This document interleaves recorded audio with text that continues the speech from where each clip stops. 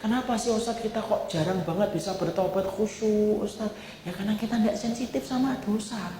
Kenapa kita tidak sensitif sama dosa? Sudah terlalu sering sampai akhirnya kita tidak merasa itu dosa lagi. Orang kalau sudah berduaan sama perempuan terus pertama kali menyesal, 2 kali menyesal, 3 kali menyesal. Sampai setahun 2 tahun sudah tidak lagi menyesal. Kenapa? Terlalu sering melakukan dosa. Orang pertama kali ngambil uang itu pasti dalam hatinya itu apa? Ya Allah, moga-moga ini terakhir kalinya saya ngambil. Itu pertama kali. 2 kalinya, ya Allah, moga-moga ini saya bertobat. Sudah berubah. 3 kali, 4 kali, 5 kali sudah merasakan nikmat. Sampai apa akhirnya? Sudah kebal itu hatinya. Lalu apa yang menjadikan kebal hatinya? Sampai tidak merasakan lagi dosa.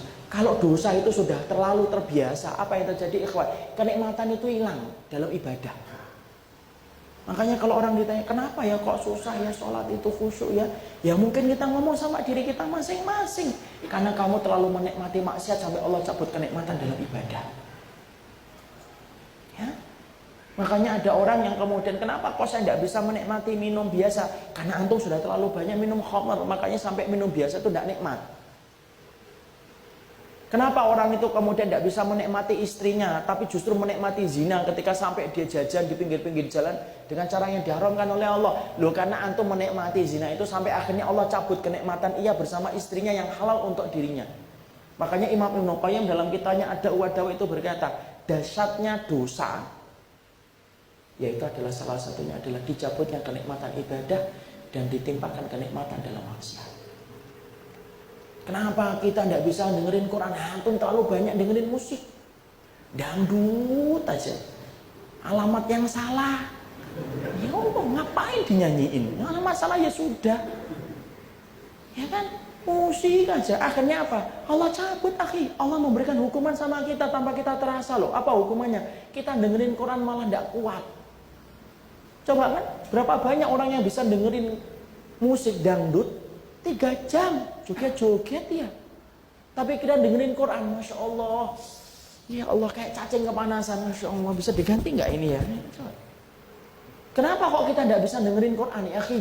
Ya karena mungkin kita terlalu banyak menikmati yang maksiat sampai Allah cabut kenikmatan Qurannya, Allah timpakan kenikmatan kita dalam urusan yang dosa itu. Dan itu cukuplah adab bagi Allah sebelum adab di akhirat, akhi. Kenapa? Kalau kita sudah tidak bisa beribadah di dunia dengan nikmat, bagaimana bisa menikmati jalan ke surga? Tinggalin. Ustadz saya tidak bisa dengerin. Ya udah kurangin dulu. Yang biasanya download itu dangdut, buat diganti separuh-separuh Quran gitu loh. Emang antum ridho kalau mau meninggal dunia antum dinyanyikan dangdut? Dan nggak mau kan? Ayo bang, terus bang, tarik terus. Nggak ada ikhwan.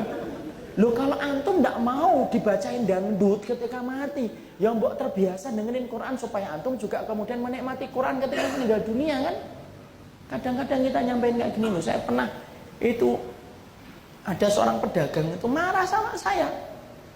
Kenapa? Karena setiap saya makan lontong, ada lontong di kompleks saya jualan lontong sayur.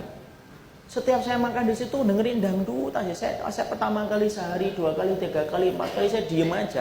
Lama-lama saya bercanda, nyampaikannya bercanda. Saya tidak suka menghujat orang, kemudian ngomong kasar itu bukan tipe saya. Saya bercanda. Pak, iya Pak. Kalau misalkan dengerin dangdutan gini, mbok sekali-kali di ini Quran. Kan nanti kalau kita mati kan juga tidak mau kan dengerin dangdut. Bapak mau nggak kalau meninggal dunia itu dengerin dangdut itu? Ya tidak mau. Ya sudah, mbok sekali-kali dengerin Quran. Alah, tidak usah lah Pak. Orang itu iman tergantung hatinya. Loh ya iya, mana ada iman tergantung kepalanya? Tidak ada, tergantung hatinya. Tapi kan tetap penting mendengarin Quran. Kenapa? Loh kalau kita tidak bisa nikmatin Quran ikhwan, jangan harapkan kalimat la ilaha illallah itu membantu kita. Loh kita tidak pernah mendengarkan dan menyertakan kalimat itu dalam kehidupan kok. Antum dan saya kan pasti pingin. Ada nggak orang yang bayangin, Masya Allah moga-moga nanti ketika saya mati, saya lagi joget. Tidak ada yang mau. Tapi ironisnya adalah ketika kita tidak mau dimatikan dalam keadaan mendengarkan sesuatu yang menurut kita tidak baik kita dengarkan di waktu mati. Lalu kenapa kita menikmatinya di waktu hidup? Tapi saya nikmat Ustaz. Itu bukan karena nikmatnya, karena kita sudah terbiasa dengerin itu sampai Allah cabut kenikmatannya kita kepada Quran. Fungsinya gimana? Paksa dengerin Quran. Ngantuk, nggak apa-apa, tidur. Kalau ngantuk, dengerin lagi. Lama-lama kan nikmat itu. Quran itu nikmat atau tidak? Nikmat. Wong dangdut yang diciptakan sama orang yang nggak pernah beriman sama Allah aja bisa nikmatin kok antum kok. Apalagi Quran yang diturunkan dari Allah, pemilik alam semesta ini, pasti lebih nikmat. Kalau akhirnya kita tidak bisa nikmatin, itu bukan yang salah Qurannya, yang salah hatinya kita.